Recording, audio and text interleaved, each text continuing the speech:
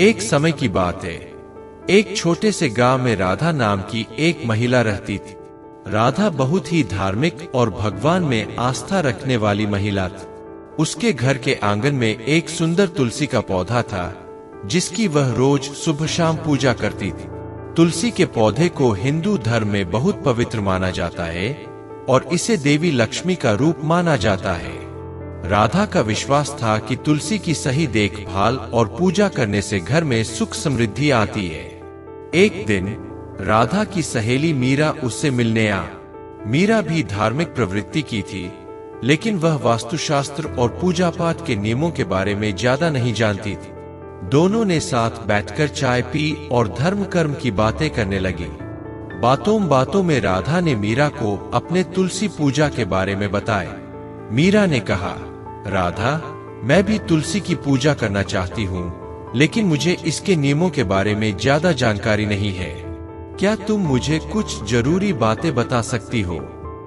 राधा ने मीरा को समझाया, तुलसी की पूजा करते समय कुछ बातों का विशेष ध्यान रखना चाहिए। जैसे तुलसी को हमेशा साफ पानी देना चाहिए, उसमें कभी भी गंदगी नहीं डालनी चाहिए। तुलसी के पौधे के आसपास साफ सफाई रखनी चाहिए और उसे रोज सुबह शाम जल अर्पित करना चाहिए। लेकिन एक बात का विशेष ध्यान रखना, तुलसी में जल देते समय कभी भी उसे छूना नहीं चाहिए। ऐसा करने से दोष लगता है और जीवन में कई परेशानियां आ सकती है। मीरा ने राधा की बात ध्यान से सुनी और उसने वादा किया कि वह इन नियमों का पालन करेगी। कुछ दिनों बाद मीरा ने अपने घर में भी एक तुलसी का पौधा लगाया और रोज उसकी पूजा करने लगी। लेकिन एक दिन मीरा से एक गलती हो गई। वह तुलसी को जल देते समय उसे छू गया। उसने इस बात पर ज्यादा ध्यान नहीं दिया और पूजा करती रही। कुछ दिनों बाद मीरा के घर में अजीबोगरीब घटनाएं होने लगी। उसके परिवार के सदस्य बीमार पड़ने लगे, घर का माहौल तनावपूर्ण हो गया और आर्थिक परेशानियां भी बढ़ने लगी। मीरा समझ नहीं पा रही थी कि आखिर उसके साथ ऐसा क्यों हो रहा है। वह राधा के पास गई और अपनी समस्या बता। राधा ने मीरा से पूछा, क्या तुमने तुलसी की पूजा करते समय किसी नियम का उल्लंघन किया है? मीरा ने सोचा और फिर उसे याद आया कि उसने तुलसी को जल देते समय उसे छू लिया था।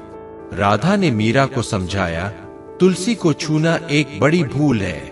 तुलसी को देवी का रूप माना जाता है और उसे छूने से दोष लगता है। इससे घर में नकारात्मक ऊर्जा का प्रवेश होता है और जीवन में परेशानियां आती है। मीरा ने राधा से पूछा, अब मैं क्या करूं? क्या इस गलती का कोई उपाय है? राधा ने मीरा को बताया, हाँ, इसका उपाय है। तुम तुलसी की विधिवत पूजा करो और उससे क्षमा मांगो। साथ ही तुलसी के पौधे के आसपास की सफाई का विशेष ध्यान रखो और उसे रोज सुबह शाम जल अर्पित कर। इससे धीरे धीरे सब ठीक हो जाएगा। मीरा ने राधा की सलाह मानी और तुलसी की पूजा में पूरी श्रद्धा और नियमों का पालन करने लगी। कुछ समय बाद उसके घर का माहौल फिर से सामान्य हो गया और परेशानियां दूर होने लगी।